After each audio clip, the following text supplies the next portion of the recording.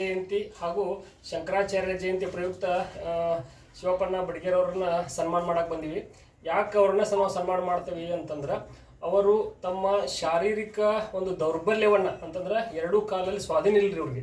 ಅಂಥ ಸಂದರ್ಭದಲ್ಲಿ ಸಹಿತ ಇವತ್ತಿಗೂ ಕುಲಕಸಬಾದಂತಹ ಬಡಿಗತನವನ್ನು ಚಾಚು ತಪ್ಪದೆ ಪಾಲಿಸ್ಕೋತ ಕೆಲವೊಂದಿಷ್ಟು ಕೆಲಸದೊಳಗೆ ಭಾಳ ಎಕ್ಸ್ಪರ್ಟ್ ಅದಾರ. ಎಲ್ಲೆಲ್ಲಿಂದ ಜನ ರೈತರು ಅವ್ರ ಕಡೆ ಬಂದು ಒಂದು ಕೆಲಸಗಳನ್ನ ಮಾಡ್ಕೊಂಡು ಹೋಗ್ತಾರೆ. ಅದಕ್ಕೆ ಇವತ್ತು ಭಾರತ ದೇಶದ ನಿರುದ್ಯೋಗಕ್ಕೆ ಮೂಲ ಕಾರಣ ಏನಪ್ಪ ಅಂತಂದ್ರೆ ಕುಲಕಸಬುಗಳೆಲ್ಲ ನಾಶವಾಗಿದ್ದು.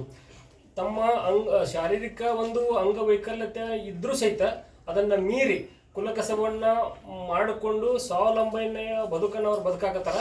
ಆ ಒಂದು ಉದ್ದೇಶಕ್ಕಾಗಿ ನಿಜವಾದ ಬಸವ ತತ್ವವಾದಿಗಳವರು. ಅದಕ್ಕೆ ಇವತ್ತು ನಾವೆಲ್ಲರೂ ಮಕ್ಕಳ ಸಾಹಿತ್ಯ ಪರಿಷತ್ತಿನ ಕೆಲವೊಂದು ಪದಾಧಿಕಾರಿಗಳು ಹಾಗೂ ನಮ್ಮ ಪ್ರಭು ಬೋಳಿಶೆಟ್ಟಿ ಅವರು ಎಲ್ಲರೂ ಕೂಡಿ ಮಕ್ಕಳ ಒಂದು ಸಮ್ಮುಖದಲ್ಲಿ ಅವ್ರನ್ನ ಇವತ್ತು ಸನ್ಮಾನ ಮಾಡ್ತಾ ಇದ್ದೇವೆ. ಯುವಕರು ಏನು ತಿಳ್ಕೊಬೇಕು ಅಂತಂದ್ರೆ ಎಷ್ಟೋ ನಾವು ಶಾಲೆ ಕಲ್ತಿರ್ತೀವಿ, ಆ ಉದ್ಯೋಗ ಇಲ್ಲ ಈ ಉದ್ಯೋಗ ಇಲ್ಲ, ನಾ ಕಲ್ತದ್ದು ಸಿಗುವಂತೇಳಿ ನಿರುದ್ಯೋಗ ಐತೆ ಅಂತೇಳಿ ಮನ್ಯಾಗ ಕುಂದಿರ್ತಿರ್ತೀವಿ, ತಂದೆ ತಾಯಿ ಹೊರಿ ಆಗ್ತಿರ್ತೀವಿ.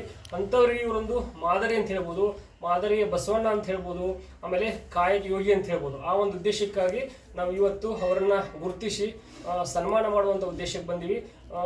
ಬಸವಣ್ಣನಲ್ಲಿ ಏನು ನಾವು ಕೇಳ್ಕೊತೀವಪ್ಪ ಅಂತಂದ್ರೆ ಇಂಥ ಕಾಯಕ ಯೋಗಿಗಳ ಸಂಖ್ಯೆ ಇನ್ನಷ್ಟು ಹೆಚ್ಚಾಗಲಿ, ಅವರನ್ನು ಗುರುತಿಸುವಂಥ ಬುದ್ಧಿ ನಮ್ಮಲ್ಲಿಯೂ ಬರಲಿ ಅಂತೇಳಿ ಕೇಳ್ಕೊತಾ ಇದ್ದೇವೆ. ಈ ಒಂದು ಒಂದು ಸನ್ಮಾನ ಕಾರ್ಯಕ್ರಮದಲ್ಲಿ ಕೈ ಜೋಡಿಸಿದಂಥ ನಮ್ಮ ಎಲ್ಲ ಮಕ್ಕಳ ಸಾಹಿತ್ಯ ಪರಿಷತ್ತಿನ ಪದಾಧಿಕಾರಿಗಳಿಗೆ ಮತ್ತೊಮ್ಮೆ ನಮಸ್ಕಾರ ಮಾಡ್ತೇನೆ. ಆಮೇಲೆ ಅವರಿಗೂ ಸಹಿತ ಈ ಒಂದು ಪರಂಪರೆಯನ್ನು ಅವ್ರ ಮಕ್ಕಳಿಗೆ ಮುಂದಿನ ಪೀಳಿಗೆಗೆ ಒದಗಿಸಿಕೊಟ್ಟು ದೇಶ ನಿರುದ್ಯೋಗ ಆಗುವುದನ್ನು ತಪ್ಪಿಸುವಂಥ ನಿಟ್ಟಿನಲ್ಲಿ ಅವ್ರು ಕೆಲಸ ಮಾಡಲಿ ಅಂತ ಅವರಲ್ಲಿ ಕೇಳ್ಕೊತಾ ಇದ್ದೇನೆ. ನಮಸ್ಕಾರ. ಬೇಡ್ರಿ, ನೀವು ಚಲೋ ಕೆಲಸಕ್ಕೆ ನಾವು ಬಂದೀವಿ. ನಾವು ದಿವಸ ನೋಡ್ತಿದ್ದೀವಿ ನಿಮ್ಮ ಶ್ರಮ.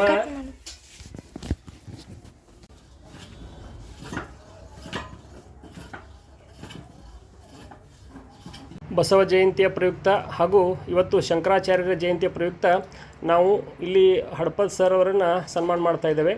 ಕಾರಣ ಏನು ಅಂತಂದರೆ ಅವರೊಬ್ಬ ಜ್ಞಾನಯೋಗಿ. ಯಾವ ರೀತಿ ಶಂಕರಾಚಾರ್ಯರು ಜ್ಞಾನಯೋಗಿಯಾಗಿದ್ದರು, ಆ ರೀತಿ ಅವರೊಬ್ಬ ಜ್ಞಾನಯೋಗಿ. ತಮ್ಮ ಶಾರೀರಿಕ ವೈಕಲ್ಯವನ್ನೂ ಮೀರಿ ಮಕ್ಕಳಿಗೆ ಸಂಗೀತ ಜ್ಞಾನವನ್ನು ನೀಡುವುದರ ಮೂಲಕ ಒಂದು ಸ್ವಾವಲಂಬಿ ಬದುಕನ್ನು ಬದುಕ್ತಾ ಇದ್ದಾರೆ. ಅದರ ಜೊತೆಗೆ ಬಸವಣ್ಣನವರ ಕನಸಾಗಿರ್ತಕ್ಕಂತಹ ಕಾಯಕ ಸಮಾಜವನ್ನು ಅವರು ನಿರ್ಮಾಣ ಮಾಡ್ತಾ ಇದ್ದಾರೆ. ನಿಜವಾದ ಸರಸ್ವತಿ ಆರಾಧಕರು. ಹಾಗೂ ನಿರುದ್ಯೋಗ ಅಂತಂದ್ರೆ ಉದ್ಯೋಗ ಇಲ್ಲದೇ ಇರುವಂತಹ ಸ್ಥಿತಿಯಲ್ಲ, ಉದ್ಯೋಗ ಮಾಡದೇ ಇರುವಂತಹ ಮನಸ್ಥಿತಿ ಎಂಬುದನ್ನು ಅವರು ಸಾಧಿಸಿ ತೋರಿಸ್ತಾ ಇದ್ದಾರೆ. ಅದಕ್ಕೆ ಇವತ್ತಿನ ನಮ್ಮ ಜ್ಞಾನಯೋಗಿ ಅಂಥೇಳಿ ಅವರನ್ನು ನಾವು ಸನ್ಮಾನ ಮಾಡ್ತಾ ಇದ್ದೇವೆ.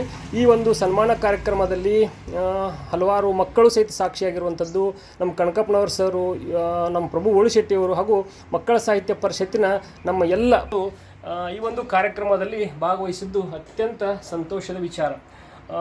ದೇವರಲ್ಲಿ ಏನು ಪ್ರಾರ್ಥನೆಪ್ಪ ಅಂತಂದ್ರೆ ಹೀಗೆ ಎಲೆಮರೆ ಕಾಯಿ ಅಂತಿರುವ ಜ್ಞಾನಯೋಗಿಗಳನ್ನು, ಕರ್ಮಯೋಗಿಗಳನ್ನು ಗುರುತಿಸುವಂತಹ ಬುದ್ಧಿಯನ್ನು ದೇವರು ನಮ್ಗೆ ಕೊಡಲಿ ಅಂತೇಳಿ ಆಶಿಸುತ್ತಾ ಈ ಒಂದು ಕಾರ್ಯಕ್ರಮಕ್ಕೆ ಸಹಕಾರ ಕೊಟ್ಟಂಥ ಹಡಪದ್ ಸರ್ ಅವರಿಗೆ ತುಂಬ ಧನ್ಯವಾದಗಳು ನಾವು ಹೇಳ್ತಾ ಇದ್ದೀವಿ.